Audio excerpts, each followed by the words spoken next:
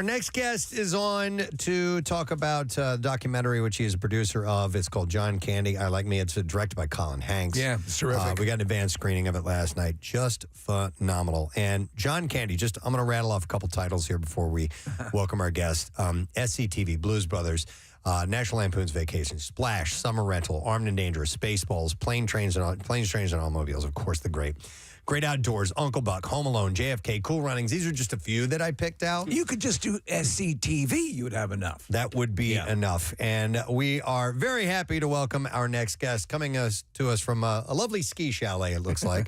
I can't really tell. But, gang, it's Ryan Reynolds. Hey. Hello, guys. Hey, Ryan, how you doing? Very nice to chat with you. It's been a long time.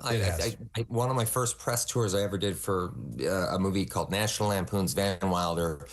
I was over there in your lovely studio, and I know you guys have been incredible supporters of Rob over the years. Because God, he needs the support. All the struggles. Which are plenty. Let me just get this out of the way, Ryan. This, as a massive, and we're all massive John Candy fans, but this is such a wonderful movie in that, a lot of times these will be predicated on a lot of tumult and a lot of controversy. And this just goes to confirm what a wonderful, special, unique talent John Candy was, and lovingly done so. So kudos to you.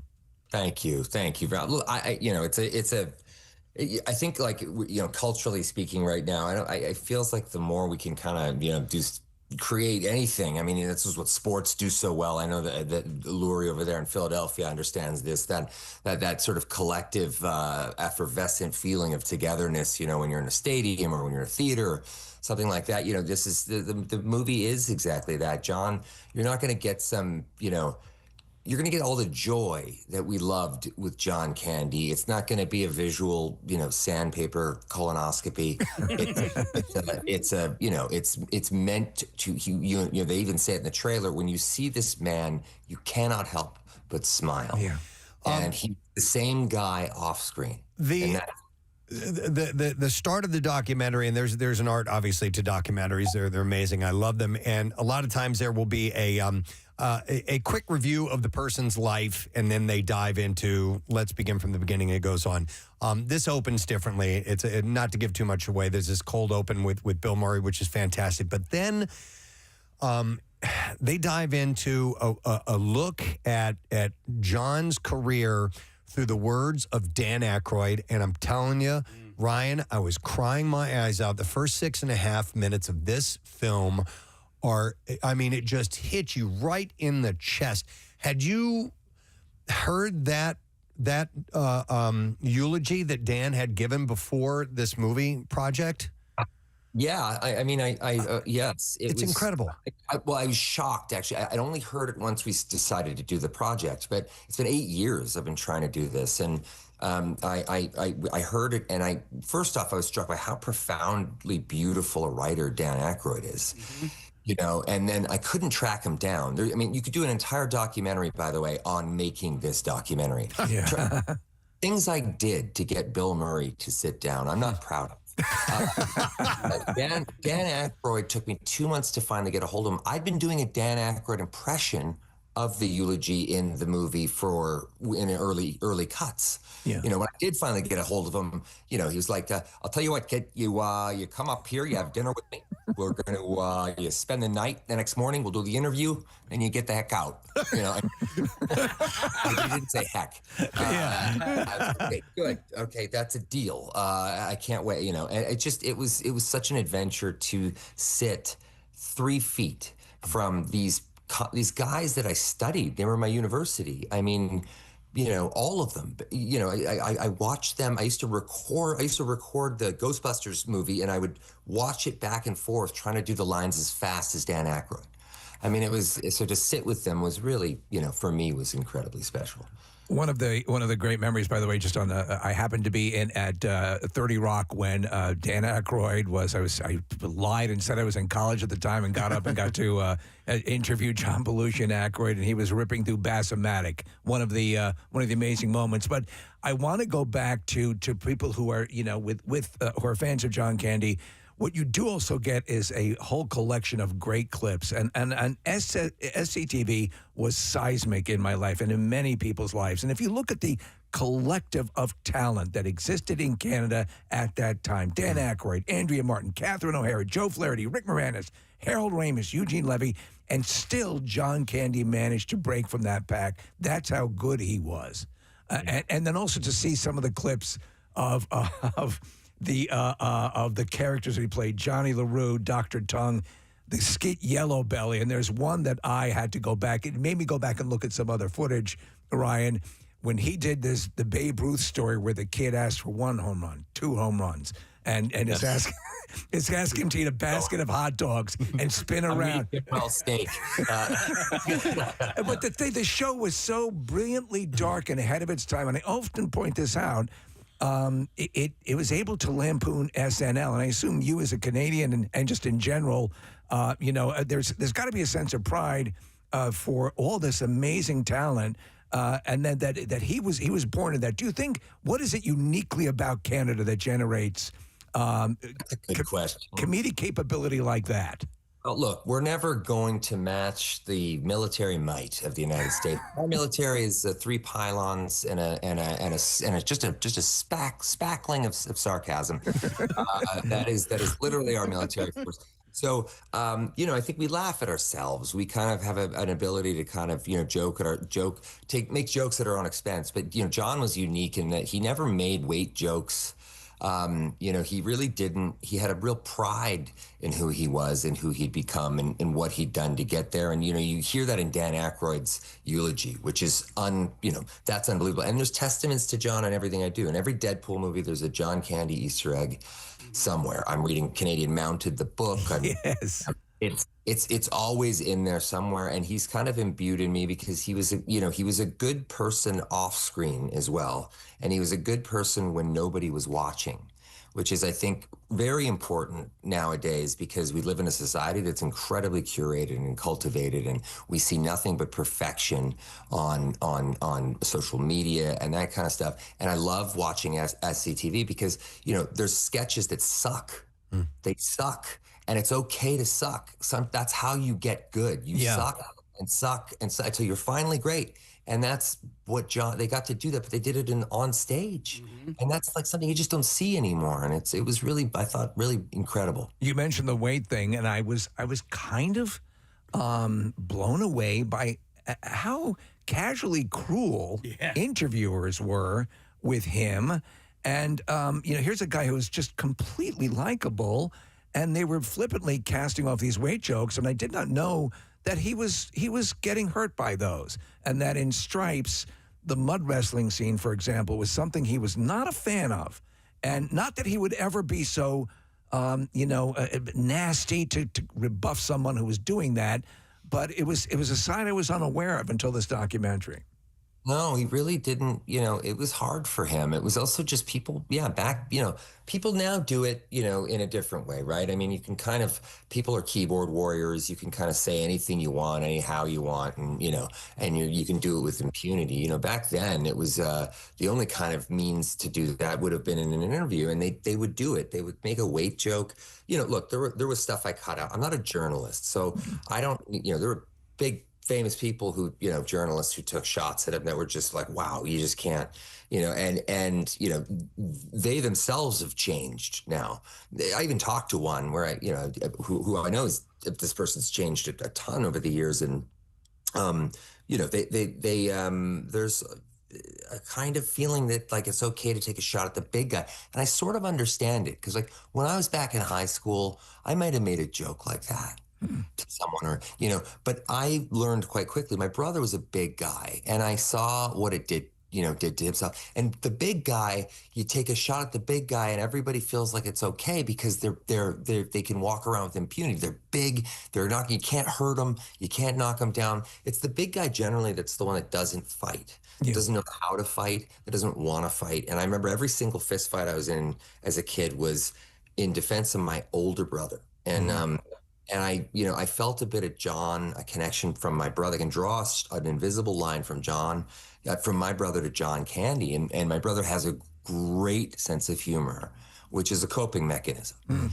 You know, and I think that that's sort of what we're seeing with John a little bit as well, and that was what made I think the subject matter so interesting to me, because he was just a really beautiful man who wanted to kind of leave each room a little bit better than when he got there, and he left us way too damn soon. I mean, Ryan, 43. The refrain seems to be from anybody and everybody that's in the documentary. Just what you said. He's a sweet guy. He was a genuine person, the person you want him to be. And that's not surprising, although we can be wrong as people who enjoy entertainers. You get this impression that they're one thing, they turn out to be another. I'm not surprised with him. He came off that way genuinely. But what I am surprised at is his level of success in an industry that chews up and spits out nice guys, and how he was able to get past that and go on and be what he became. Is there any, do you have any take on that? Yeah, I would never, conflate kind with weak. Yeah. John, sat in his skin, and you couldn't, he had very strong opinions. He was a guy that, but you don't need to be, there's a book I remember reading a long time ago. You don't need to be a D to get ahead in life. Yeah. You actually can kind of, navigate waters, even as choppy as Hollywood, and still maintain some sense of soul and integrity and purpose and kindness, all those things. And they matter. You know what? Nobody in my business lasts as long as they do if you're an ass. Yeah. It just doesn't work. Rob Mack is a great example, because Rob is kind, a good guy. You don't have a show on the air for 18 friggin' seasons. Yeah. Right? If you're mercurial, or even you have to be an even keeled leader. And I think John embodied a lot of those traits. You can't find a person who had a terrible time working with him, except one, as Bill Murray beautifully lays out in the documentary, which is something that I love, because I couldn't, getting Bill Murray to do the doc was his outgoing machine was a Greek shipping company. I just got to roll the dice here and assume it's him. It was. He was palpably, moved, and to see that was right at the beginning is something amazing. To the topic we were just discussing, the movie is replete with all sorts of luminaries, from Mel Brooks to. Yeah, and Conan O'Brien had one of the most insightful things. He says the entertainment business is unhealthy for people pleasers. He makes that point, and makes that point to John Candy, who himself went to do a function just by request that Conan O'Brien made when he was at Harvard and the Harvard Lampoon, and could not have been nicer, and made the special effort. So there's all sorts of stories. You're talking about what really makes the person, Ryan, to your point, is what they do when they're not a whole ton of cameras around. Well, that's it. Yeah. And we weren't, there weren't always cameras around back then. I mean, now it's like they're in our pockets all day. It's like, it's just a thing, you don't have to develop film or anything like that. But what Conan said is very, very cogent, because I struggle with that. I always have struggled with the people pleaser thing, and he's right. And I actually called him afterwards to say that what you said there really resonated with me, because when you're dealing with any kind of situation where you have mental health issues, how many of us do? Everyone struggles at times in different ways. But when you're a people pleaser, you will never burden another soul with your problems. Yeah. But when you have health issues, the one thing you have to do is you have to talk, and you have to reach out. So for John, that was a real paradox. Like, he couldn't do both. Mm-hmm. And I think there was that's part of the tragedy of losing him so young. So it's one of the reasons I like talking about it. It's one of the reasons we're bringing the doc. Well, the doc will be obviously at the theater at the Miller, I think in yes, great theater. And then getting to come out afterwards and having some surprises and some special guests to sit down. I know Rob's going to be there as well. We're going to just unpack it and talk, because there's stuff to talk. It's very interesting to talk about, but it's also funny. We get to have fun and sit on stage and talk, and really reminisce about this guy that we all kind of loved in different ways. Ryan, we've never met before. My name's Nick, and it's great to have you on the show. I'm coming to the screening tomorrow night. I'm really looking forward to seeing you and being a part of the Q&A, and having Rob there is going to be fantastic as well. And I wanted to ask you a question about Wrexham, if you don't mind, because for about 4 or 5 years, I've been chatting with Sean Harvey and recently with Robert Faulkner about having Wrexham come over to Philly, having us go over to Wrexham. And I think that there is just this inherent connection between Philadelphia and the community in Wrexham. Have you experienced that? And what are your thoughts about us broadcasting live from Wrexham next year with you as our special guest? Actually, you know what I really want to do? I want to call a game. Really? Well, not because I think I'll be good at it, because in fact, because I will be horrific. I mean, truly horrific. And there's going to have to be not a 15, maybe a 30 or a 40-second delay, just because of the invective. There's a real corollary. I mean, there's a Wrexham in every state in the union, but really Philly embodies so much of what, the spirit of Wrexham. They say that the people in Wrexham have the heart of a poet and the fist of a fighter. And I feel a bit of that in Philly, and every time I've been through there, you can sort of it's in the air, there's something about that kind of, I came from a real working class family. So did Rob, so for us, we're on this adventure together. And I love that I have him, because I don't know if it would be real if I didn't have him. Because we both look at each other all the time and go, how is this happening? Or how did we end up here? What a weird thing to do, and it's just, it really has been the love of my life. I mean, it's been, at least in the work category, if you even want to call it work. And Rob and I also, what I love about Rob too, is Philadelphia raised him. You're usually I look at the city you grew up in as the third parent, and Rob is unvarnished in a way. He's totally comfortable saying, I don't know. And that's something where we really got along, where we can go into a place like that and we say, we're going to tell your story, but we don't know football. We're not going to make football decisions ever. And it allows us to have all these relationships with the players. And the players, then that creates emotional investment. Now the players and us are bonded in a way that no owners are ever, bonded with their players, and everything gets better. So it's kind of, we're the idiots at the poker table who played before. And you sometimes win when you do that. Yes. If you're just tuning in, it's Ryan Reynolds joining us. John Candy, I Like Me, is the premiere. The premiere's coming up on October 10th on Amazon. But the Q&A session is tomorrow night at the Kimmel Center, and Rob is going to be there indeed. I wanted to bring up the point, and you mentioned about understanding the working class, and the point is made in the film, in the documentary, that John Candy understood the working class, understood. This is why so many of his characters were that way, especially with his beautiful relationship with John Hughes.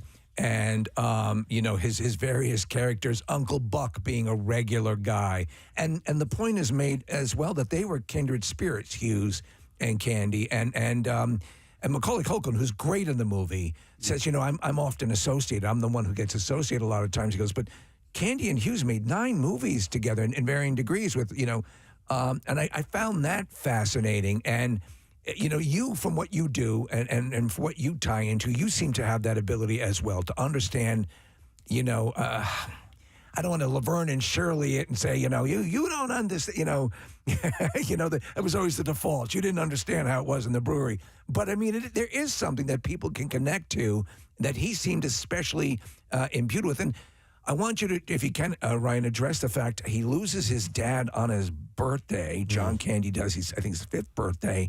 His dad passes away. His brother has a heart attack. He's kind of this cloud sort of looms over him throughout his life. How much do you think that informed and created the person we know as John Candy? I think it is the most formative thing. It's the thing he was running from. It's the thing that created the ticking clock. It's the thing that he was running on borrowed time, and he knew it. And I don't know how he knew it, but he knew it. And sure enough, and you may meet Chris Candy at he may come and sit up with us on stage as well. His son lost his dad at 5. So John left behind a boy at 5 too. And Chris says he is basically had to become a detective of his own father's life. Yeah. And to give you also a sense of how much John affected others, John Hughes never really made a movie again after Candy passed, which is a travesty because the canon of John Hughes was just so amazing.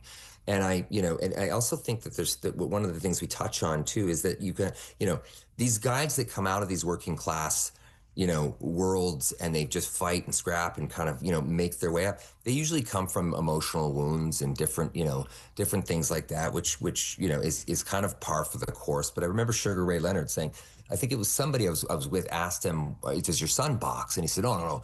Champions don't come out of Beverly Hills. No, but it's true. I thought, oh, wow. Yeah, I guess so. But you don't have that hunger, that thing that like you don't, that never goes away. Yeah.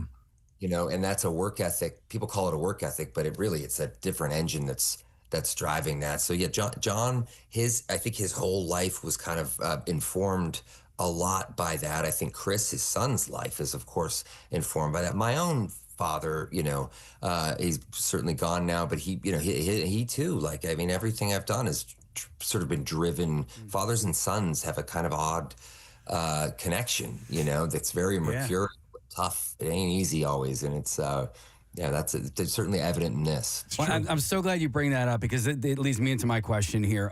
Because, you watch these movies. I watched these movies as a child, right? And so that's how I remember the movie. But now I watch these movies as an adult. So I'm watching it through two different lenses. And there's one movie in particular that to me is comfort food. And I watch it every single summer, and it's The Great Outdoors. And so I watched it as a child first, and now I watch it as a parent.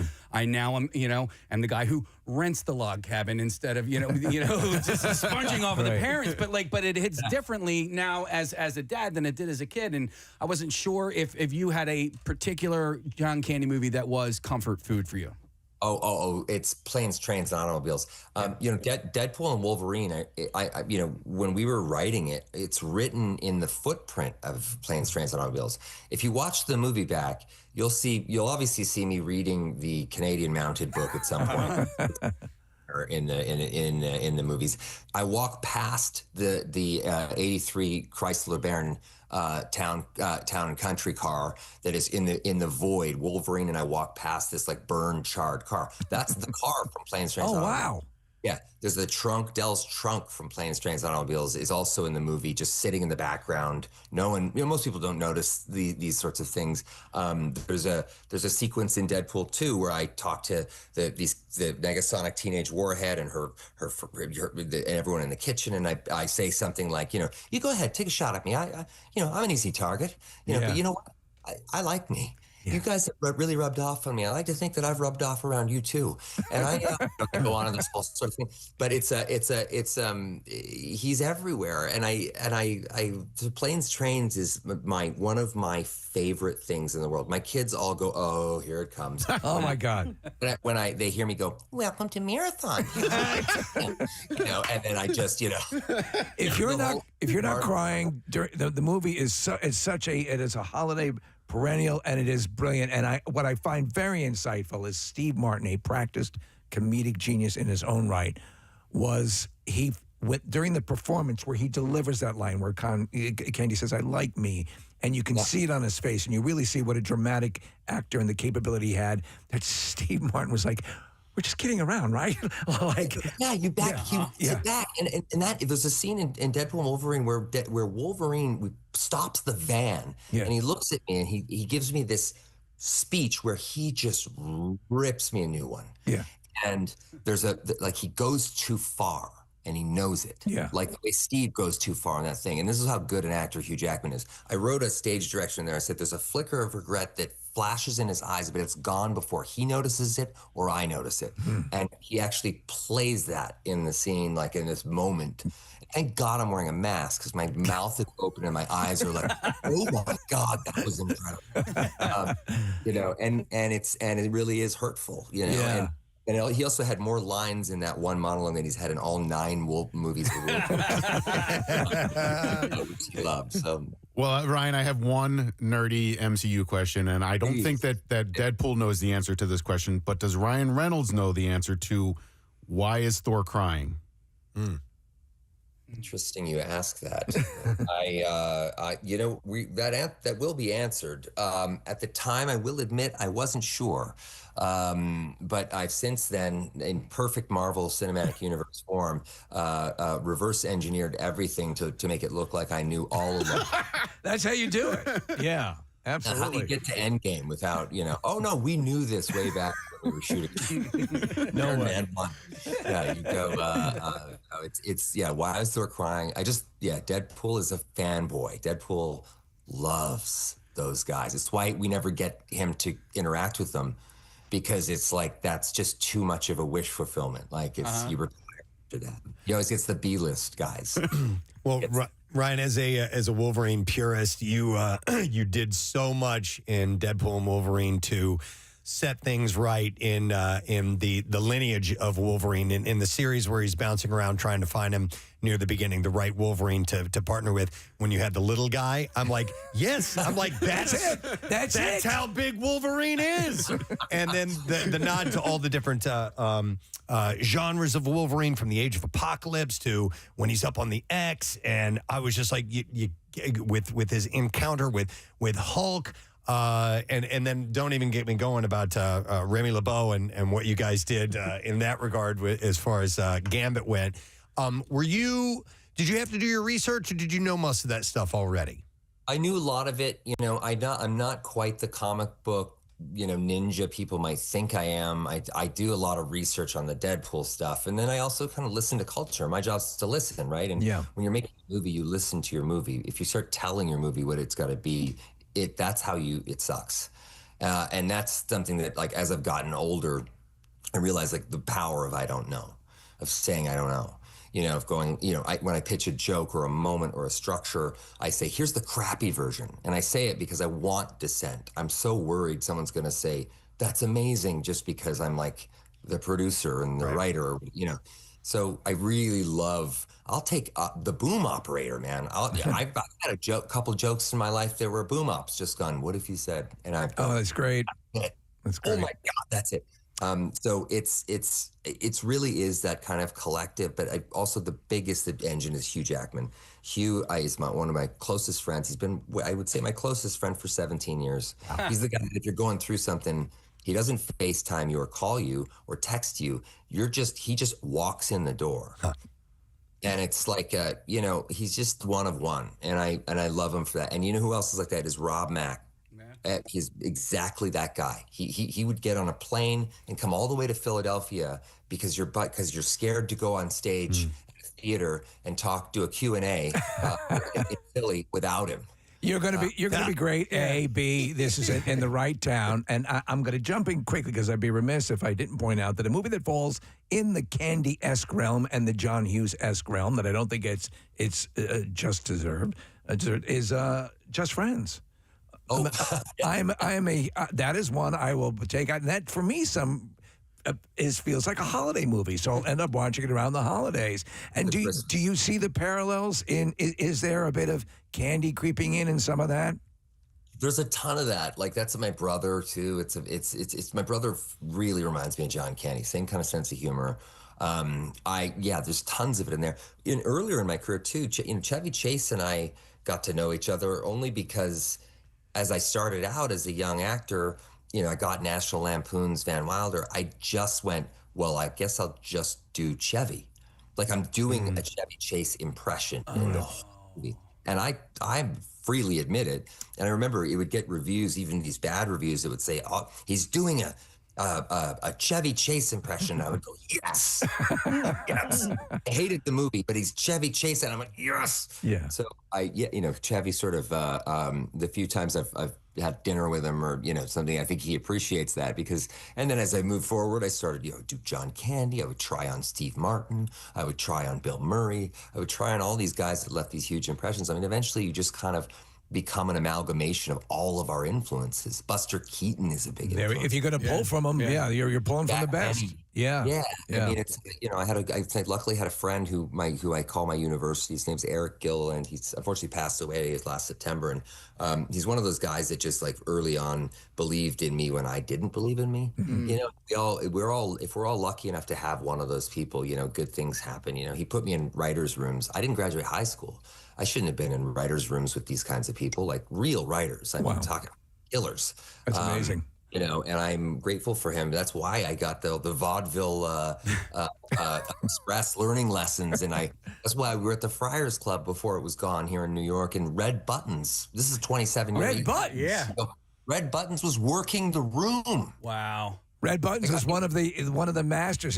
Was his never got a dinner. I never got a dinner in the room. I was like, I couldn't believe I heard Red Buttons do this, and I was like 19. Wow. Hey, Ryan, I got to tell you that I've believed in you your whole life. I watched every single episode of 15 on Nickelodeon when I was in high school. So, and when we had you in the studio back in our Y100 days, when you were promoting Van Wilder, I had mentioned that, and I kid you not. I watched every single episode of 15. In fact, there's one of your co-stars ended up doing Love It or List It Canada, and I don't remember what the guy's name is. Love It or List It Canada? Yes, I know. I've seen him on that show. It's Todd. Yes. Yeah. So he played Matt on the show. Yeah, I remember. Yeah, Matt the alcoholic. And so I gotta thank you, because for the last 2 decades I have name dropped you for the longest time, and now I have kids, and so the fact that I hung out with Wolverine at one point in my life is it's kind of a life accomplishment. So I want to thank you and remind you, Deadpool. Deadpool. But I wouldn't prize Wolverine over. Yeah. But so I was invited to go to a press junket down in Panama City to promote Van Wilder, and I was with my girlfriend at the time, now my wife, and I was walking out of the bathroom, and there you were. And you were like, hey, come on upstairs to the VIP room. And I was like, well, we can't. It's for cast only. And you go, no, you can come with me, right? So I grab my wife, and we go upstairs. And and you're not going to remember this, but I do. So we get to the top of the steps, and the guard will not let us in. He goes, I'm sorry, you're not allowed in here. And then you go, oh, no, they're with me. It's okay. And then the guard goes, no, you're not allowed in here. And then you just delicately and nicely go, well, I'm that guy right there. And the guy turns around, and there's the Van Wilder poster. And he looks at the poster, and he looks at you, and he's like, oh, my God, I'm so sorry. So for a brief moment, I got to hang out with Deadpool, and like that's that. Like, I love that you remember that. I love that you leave out the part of the story where we had him killed. That's just what I felt like was a piece of power at the time. But, It was your first taste. It's understandable. Yeah. So many more after that. But those are the days, right? The salad days where we're kind of, I remember being in your guys' studio and kind of being blown away, like I was on a press tour. Yeah. For a movie when my highest aspiration was to drive the electric forklift at Safeway store, not the handheld one. We've all been there. Yeah. Well, we've carried that. Casey's that's. But look, again, if we're gonna put a button on all this, that little moment. The documentary is replete with moments of John Candy doing things like this that really impacted lives, right down to the final act, which a lot of people don't know. He donated to a hospital in the town that he was in quietly before he passed, and you would not have known about it without the documentary. So those moments, and you, Ryan Reynolds, have done, I'm sure, a multitude of things in your life that would mirror this. But it's a great lesson. It's a great thing to be reminded of about the goodness and the impact that doing kind gestures can have for the world. So that's what the documentary. Put the phone down and go, live a little, and it's awe. Young. I always say it to my kids: go get like some awe. Go look outside. There's a tree somewhere that's pretty damn cool. Yeah. And they, of course, like make vomit faces and all that kind of stuff. Go out there, and hopefully it lands somewhere. I don't know. One last story, the connection that we have was, this was a few years ago. We had Meredith Baxter Burney and Michael Gross here in our studios together from Family Ties. Those are my digital parents, basically. Yes. They were both here, and Meredith she was not aware of the line in Deadpool about the Dutch oven. And so we played it for her. She had never heard that before. Oh, no. I mean, I don't think it was punching down. It was just... No, not at all. She appreciated it, actually. She thought it was very found it funny. Yeah. So. Yeah, I remember once on a talk show, I said something about another actor, and I didn't mean to. It was like making a joke or something, and I realized later it was kind of like, probably didn't feel good. And of course I ran into that person, and I apologized profusely. Yeah. And he was like, no, I thought it was funny, but it stuck with me for the rest of my career. This is back in 2003. Yeah. And it stuck with me the rest of my career. But I remember that as an apology, I didn't know what to do. I sent him a case of champagne. I didn't know how to buy it. And I sent him a case of champagne. He took it, and his wife called me and said, "Hey, he's a recovering alcoholic. Stop helping." Oh my God! Well, you were just not going to win that one. So, yeah. Nope, Yeah. not at all. But, lesson learned, that's for sure. And We'll have some champagne tomorrow night. We're looking forward to this. So the event is going to be at the Miller Theater. I said Keswick, right? I mean, I said the Kimmel Center earlier. That's incorrect. It's the Miller Theater. Tickets are on sale at ensembleartsphilly.com. Special added guest along with Ryan will be Rob Mack. He's going to be there for the Q&A, the screening and the Q&A. But this is a very special thing, and I'm telling you, you are going to love this documentary. It's fantastic. Kudos to you and Colin, because Colin Hanks. a lot of times people only get one documentary treatment, and you guys have done it spot on. You've done nothing but justice. And by the way, for Colin, he did a wonderful documentary about Tower Records. If you want to see his jobs, he's just terrific at this. Yeah. And the reason I really want him is because I would be way too biased. Yeah. I just am too in love with John Candy to direct a documentary on him. So Colin did such a nice job of he really just dug up almost no dirt. It was Bill Murray who said, "You can't do a documentary on John Candy. Yeah, he's unimpeachable. He's never done anything wrong in his life." And then he goes, "Except one thing." Yeah. I love it. I love it.